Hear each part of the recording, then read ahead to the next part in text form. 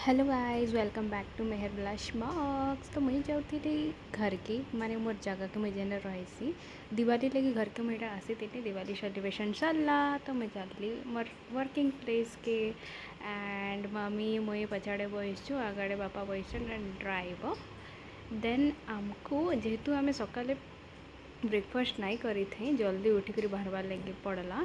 तो ये लगी आम गोटे जगार ब्रेकफास्ट कलु एटा हूँ भैंसा एंड हाँ आ गए कथा मुझे जाऊँ बलांगीर बट मम्मी बापा जाते बरगढ़ है टी काम था आज रहीक नेक्स्ट दिन फिर संबलपुर जी।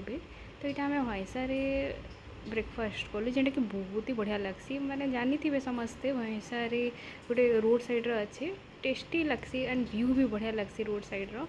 तो भल लगसी जगटा खाबार लगे एंड चिल आउट करवार लगे। देन आम ब्रेकफास्ट करी फिर बाहर आमर डेस्टिनेशन माने मोर डेस्टिनेशन पॉइंट जेन मुझे काम करसी एंड मुझे काଣା करसी जानवा लगे जदि जानवा लगे चाहूँ देन कमेंट करूँ ओके और थैंक यू बाय बाय।